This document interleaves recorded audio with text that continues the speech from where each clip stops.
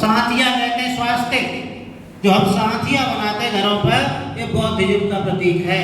शेर बौद्धिज्म का प्रतीक है, घोड़ा बौद्धिज्म का प्रतीक है, मछली बौद्धिज्म की प्रतीक है, बैल बौद्धिज्म का प्रतीक है।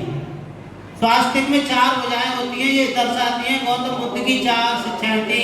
संसार में दुख है, यानी संसार में दुख है, ऐसा कोई जीवन नहीं है, व्यक्ति नहीं है, जीव नहीं है जिसके दुख ना हो।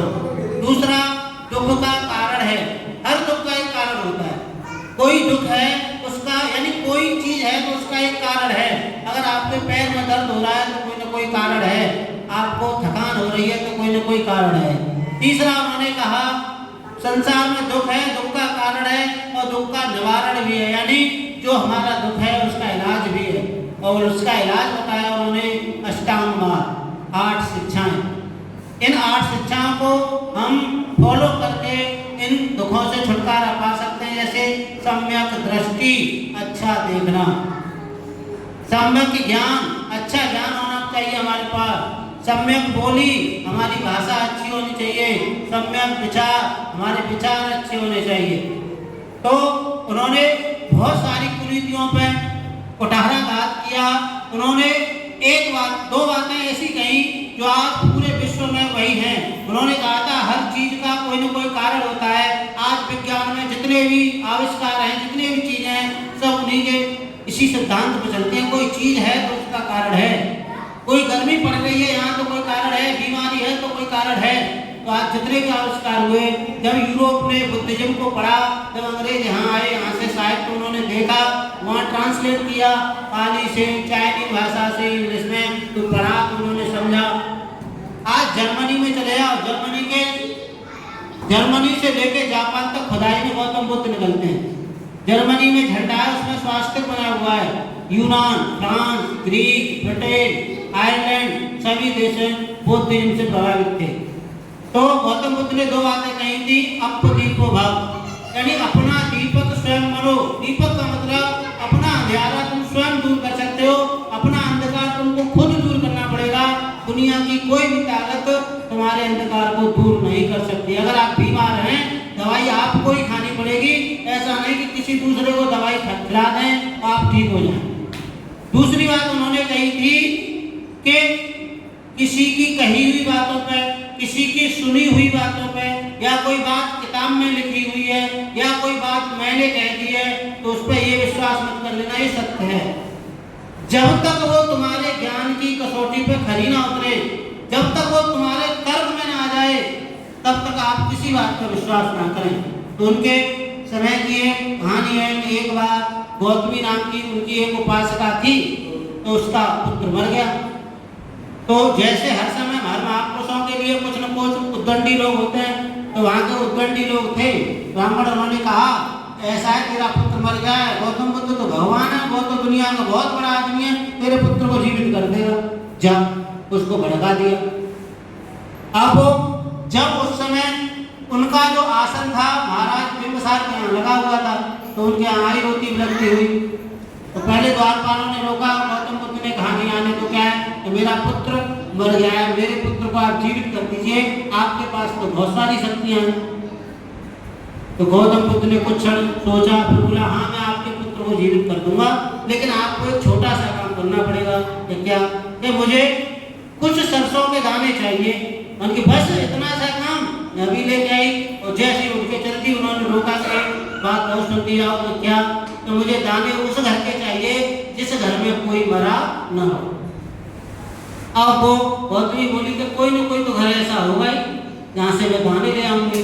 और वो गई, घर घर दर दर पूछती कि मुझे सरसों के दाने चाहिए। तो सरसों के दाने का भैंस घोड़ा उठा ले जा, 1 किलो ले जा, 2 किलो ले जा। तो नहीं, मुझे ये बताओ कि आपके घर में कोई मरा तो नहीं? तो हमारे तो पिताजी मरे, कि हमारा तो बेटा मर गया, कि हमारा तो भाई मर गया। और वो इस तरह से घूमते घूमते दोपहर हो गई, शाम हो गई। अब उसकी समझ में आ गया तो दुनिया में ऐसा कोई नहीं है जिसके यहाँ दुख न हो। तो दुख तो एक संसार का नियम है। और वो अपने बच्चे को रास्ते में ही दाह संस्कार करके फिर गौतम बुद्ध के पास आती है, उनके चरणों में गिर के रोने लगती है कि मैं आपकी शिक्षा को समझ गया, आपके ज्ञान को मैं समझ गई, अब मेरी समझ में आ गया कि संसार में दुख है और ऐसा कोई प्राणी नहीं है जो दुख से न बचा हो। तो ऐसी उनकी बहुत सारी शिक्षाएं थी। एक बार अजातशत्रु वो राजा थे जिन्होंने बुद्ध युग की पहली संगति कराई थी, यानी बुद्ध के वचनों को किताबों में संकलित कराया था। तो उन्होंने प्रतिद्वंदी था क्योंकि बिंबिसार का पुत्र था वो। बिंबिसार भगवान बुद्ध की बहुत आदर करते थे और देवदत्त ने अजातशत्रु को भड़का दिया था, तो वो उनका कटाक्ष करता रहता, लेकिन उसने अपने पिता को मार के खुद राजा बन गया, तो बड़ा उदास रहने लगा, बुद्ध को नहीं जीत पाया। तो एक बार ऐसे ही बुद्ध के पास पहुंचे और उनसे कहा, भगवान मेरा शासन करने में मन नहीं लगता, आप कहते हो कि किसी को सताओ नहीं, आप कहते हो किसी को मारो नहीं, सभी से प्रेम करो, तो ये चोर हैं, डाकू हैं, हत्यारे, इनको मैं कैसे दंडित करूँगा। तो उन्होंने एक कथा सुनाई कि एक बार एक भिक्षु रास्ते से जा रहे थे, तो एक पेड़ के नीचे बैठे, तो वहाँ क्या देखते हैं, एक पेड़ के नीचे बैठे तो कुछ लोग बोलेंगे भगवान आप यहाँ से न जाएं, क्यों कि आगे एक बहुत खतरनाक सांप रहता है, रास्ते में आने जाने वाले लोगों को डस लेता है। उन्होंने कहा कोई बात नहीं, मैं इसी रास्ते से जाऊँगा। जाते रास्ते में नाग मिलता है और उन्हें वो डसने की कोशिश करता है, डस नहीं पाता है। तो ये कहानी के रूप में शिक्षाएं, ये नहीं कि नाग बोलता है या नाग ऐसा करता हुआ।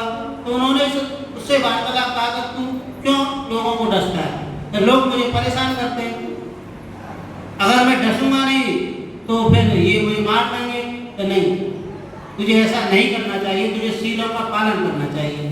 तो वो ठीक है, वो सीलों का पालन करता है, डसना छोड़ देता है।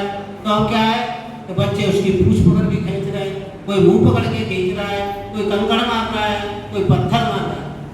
फिर गौतम बुद्ध का आना जाना होगा उसी पेड़ के नीचे, फिर उससे वो करा रहा शाम कि क्या हुआ, आप भगवान मुझसे कह रहे थे कि काटना नहीं है, मारना नहीं है, तो लोग कोई पीठ पकड़ रहा है मेरी, कोई पूंछ पकड़ रहा है, कोई कंकड़ मार रहा है, कोई पत्थर मार रहा है। तो उनने कहा था मैंने तुझसे काटने की मना की थी, पुकारने की मना नहीं की थी, डराने की मना नहीं की थी। डर तो रहना चाहिए, अगर डर नहीं रहेगा तो लोग फिर तो बुरे काम करेंगे। तो इसलिए जीवन में गलत काम नहीं करना है, लेकिन गलत को सहना भी नहीं। उन्होंने ये शिक्षाएं दी, उनके जीवन में बहुत सारी शिक्षाएं। आप जहाँ तक कहानियाँ पढ़ोगे तो आप कहोगे कि जितना आज हम कुछ मान रहे हैं सब कॉपी है, ओरिजिनल की कॉपी है। आप शाम जहाँ तक पढ़ोगे तो श्रवण कुमार की कहानी है, जहाँ तक कथाएं आज से 2300 साल पुरानी। शाम जहाँ तक पढ़ोगे और दशरथ जहाँ तक पढ़ोगे तो राम की कथा है कि वाराणसी का एक राजा था जिसका नाम था दशरथ, उसके पुत्र थे राम, लक्ष्मण, शत्रुघ्न और सीता, भरत। तो वो कहानी आज देखोगे रामायण के रूप में, तो हम अपने इतिहास को जानते नहीं है, इसलिए हमें दूसरों की चीजें अच्छी लगती है। तो हमें जब ज्ञान कब होगा, जब हम साहित्य पढ़ेंगे, पढ़े लिखे लोगों के साथ बैठेंगे, पढ़ी लिखी ऐसी चर्चा करेंगे, तभी हमें ज्ञान प्राप्त होगा। और जब ज्ञान प्राप्त हो जाएगा हमारे विचार बदल जाएंगे, विचार बदल जाएंगे तो हमारा पूरा जो समाज है वो बदल जाएगा। हमारे बच्चों में जो बुराइयां हैं वो छूट जाएंगी, हमें जो बुराइयां हैं वो छूट जाएंगी। और हमारे समाज का सबसे बड़ा दुश्मन है नशा। कोई भी नशा हो, चाहे दारू का हो, चाहे घमंड का हो, चाहे मनमुटाव का, वो हमारे समाज को नष्ट करता है। और उसमें सबसे ज्यादा समस्या आ रही है कि हमारे समाज बच्चों में ध्यान ही नहीं दे रहे। मैं देखता हूँ 10-12 साल के लड़के दारू पी रहे हैं, सिगरेट पी रहे हैं, बियर पी रहे हैं और पढ़ने के लिए विद्यालय नहीं जाता। तो आज वो 10-20 रुपए का नुकसान कर रहे हैं, कल घर से चोरी करेंगे, बुरी आदतें पड़ जाएंगी और ज़्यादा बुरा करेंगे। तो फिर ऐसे लोग उद्दंडी बन जाते हैं और परिवार के लिए, समाज के लिए नाश बन जाते हैं, जिनके कारण पूरे समाज को, परिवार को नीचा देखना पड़ता है। फलाने का बच्चा ऐसा है तो घर की बात है, फलाने मोहल्ले में बच्चा ऐसा है, मोहल्ले में पहुँच गई, दूसरे गाँव में पहुँच गई तो फलाने गाँव का बालक ऐसा है, अब वो गाँव की बदनामी पड़ गई। तो ये संभव जब हो पाएगा जब हमारे समाज की माता बहनें जागरूक हो जाए, क्योंकि समाज की सबसे बड़ी सूत्रधार वही है। बाबा साहब ने कहा था मैं किसी भी समाज की तरक्की को उसी से मापता हूँ तो उस समाज की महिलाएं कितनी सशक्त हैं, पढ़ी लिखी हैं, समझदार हैं। आज आपने देखा होगा कुछ दिन पहले 2 महिलाएं वायरल हो रही थी युद्ध के समय। यानी जिस समाज की महिलाएं पढ़ी लिखी अच्छी होती हैं वो समाज हमेशा आगे रहता है। तो हमारी कोशिश यही होनी चाहिए कि हम अपने बच्चों को पढ़ाएं, चिंतन करें। पढ़ाने के लिए पैसे की जरूरत नहीं है, सरकारी स्कूल भी है, वहाँ नहीं पढ़ा सकते हो, लेकिन पढ़ने का मतलब ये भी नहीं नौकरी लग जाए। पढ़ने का मतलब आप समझदार हो जाओ, आप एक अच्छे नागरिक बन जाओ, अच्छे बुरे में फर्क करना सीख जाओ, सही गलत को पहचानना सीख जाओ, तो आपका बच्चा सफल है। वो मेहनत भी कर देगा, वो भी अपना पेट आसानी से भर देगा, बिना बुरे काम करे अपना जीवन यापन कर लेगा, अपने बच्चों को अच्छी शिक्षा दे देगा। लेकिन हम लोग पढ़ाई को नौकरी से जोड़ लेते हैं। पढ़ाई का मतलब नौकरी नहीं, ज्ञान है। हमारे पास ज्ञान होगा। एक मजदूर 300-400 रुपये कमाता है, पूरे दिन सर पर तसला रहता है, भट्टी रहती है। एक पढ़ लिख जाता है, वो किसी फैक्ट्री में बैठ गए, सुपरवाइजर का काम कर रहा है, एसी में बैठा है, पंखे में बैठा है, वो मेहनत कर रहा है, लेकिन दोनों की मेहनत में अंतर आ गया। एक 50 साल में मेहनत कर लेगा, एक 20 साल करने के बाद खाना पीना अच्छे नहीं हुआ तो भ्रष्ट हो जाएगा, उसके परिवार का लालन पोषण भी नहीं होगा।